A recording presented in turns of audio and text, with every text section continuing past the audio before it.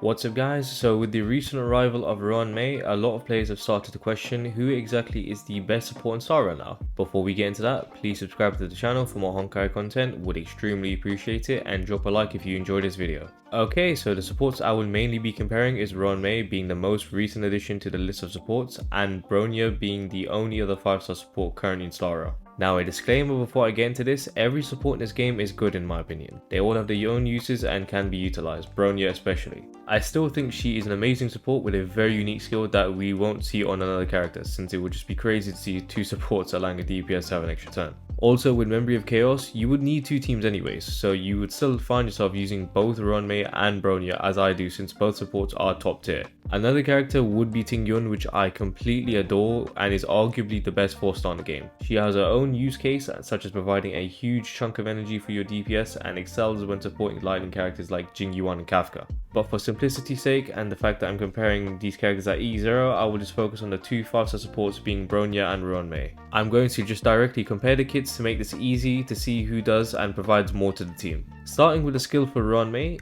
after using a skill, RuanMei gains Overtone lasting for 3 turns. The duration decreases by 1 at the start of RuanMei's turn. When RuanMei has Overtone, all allies damage increased by 32% and weakness break efficiency by 50%. Now that's not all. Due to one of her traces, in battle for every 10% of RuanMei's break effect that exceeds 120%, her skill additionally increases allies damage by 6% up to a max of 36. So overall, you are able to provide your team with a huge 68% damage buff. The sweet spot for RuanMei's break effect is going to be 180% in order to reach the max damage buff increase, which is totally achievable. And along with that, you are still gaining a 50% weakness break efficiency buff, which allows you to essentially break through their shields quicker on enemies, and which will allow you to delay their turns further. The one thing a lot of players seem to overlook is the fact that this skill's turns go down each time it's RuanMei's turn again. So if you have speed tuned your DPS character, the sub DPS included if you are running a dual DPS team, you can really get in some turns with them before it gets to RuanMei's turn again. And this skill lasts for 3 turns, which is insane. So the uptime for this skill is just crazy to me in contrast to buffs that have their duration decreased based on your turns in general. So looking at Bronya's skill now. Dispels a debuff from a single ally, allows him to immediately take action and increases the damage by 66% for 1 turn. Now I really like this skill due to the immediately takes action part, since with the right team this skill is seriously clutch. Also, the debuff cleanse can also be very clutch, however now the damage increase by 66% is only for 1 turn. And this skill is only going to be for 1 ally in contrast to RuanMei's skill, which is for the entire team. Now directly comparing, the only thing I can with both the skills is a damage buff increase. RuanMei can provide an additional 2%, which isn't most, so I can't really make a point out of it really, but the uptime for both buffs I can. One lasts for 1 turn and the other for 3 turns. Plus, RuanMei doesn't just provide a damage buff increase, it's all to the weakness break efficiency by 50%. In this game, now we all know how vital skill points are, so you will want to be skill point efficient as much as possible, so you don't leave yourself completely out of skill points. With Bronya, you will constantly have to use a skill in order to provide the damage buff for your DPS characters. And having the damage buff up all game is not possible at all, as you won't always be able to dedicate a skill point to Bronya every turn. So majority of the time, you will be trying to build skill points and set your team up for that 1 turn you can buff the DPS and try to hit as hard as you can, rendering Bronya useless for some turns. So it's safe to say RuanMei has a better skill purely based on the uptime of the skill and how much of a damage buff overall it provides for the team, as well as the skill being able to affect the entire team, whereas Bronya is only for just 1 character. Looking at both of the talents now, starting with RuanMei. Increases speed by 10% for the team excluding RuanMei. When allies break an enemy target's weakness, RuanMei deals to this enemy break damage equal to 120% of her ice break damage. Now the speed aspect of this talent I find great, since as I've mentioned before, if you have your DPS character stacked with enough speed, they can get a few turns in before it gets back to RuanMei's turn, where the duration of her skill decreases. So the fact that everyone's speed goes up except for RuanMei syncs very well with the uptime of her skill. Also, your team would be breaking through shields quite often with RuanMei on the team, so she does do some decent damage, dealing 120% ice break damage to the enemies. Bronya now. After using her basic attack, Bronya's next action will be advanced by 30%. So when you aren't using Bronya's skill to buff your DPS, you will just be using her normal attack to push her turn ahead to build for that 1 turn that you would go in on. At this point, it's just a given RuanMei will just be doing more throughout her kit, as not only is she buffing the team's speed, she's actually dealing some decent damage too, whereas Bronya only helps herself in this regard.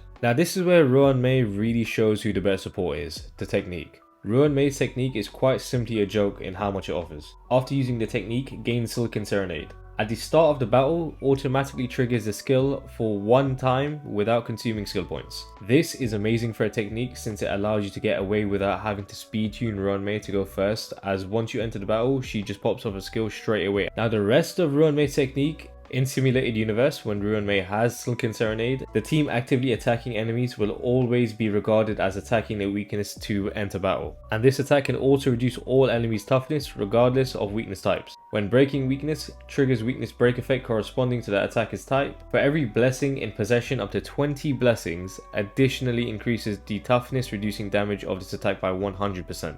After breaking an enemy's target's weakness, additionally deals to the enemy target break damage equal to 100% of RuanMei's ice break damage. Now this is the first technique / passive that does anything in a simulated universe, I believe, so automatically this makes RuanMei such an asset to have on your team in the simulated universe. To put it simply, you don't need to care about the attributes enemies are weak to and you just deal a ton more damage. But for the sake of keeping this comparison simple, I will push this second part of the technique to the side. Bronya's technique is at the start of the battle, all allies attack increase by 15% for 2 turns. So after disregarding the chunk of support RuanMei provides in the simulated universe, her technique still slams Bronya's. So as you can see, it is quite difficult to argue Bronya being a better support than RuanMei. Finally, the ultimate. For RuanMei's ultimate, RuanMei deploys a field that lasts for 2 turns. The field's duration decreases by 1 at the start of a turn, so similar to her skill, the duration of the ultimate will only go down when it's RuanMei's turn. While inside the field, all allies gain an all-type res penetration increase by 25%,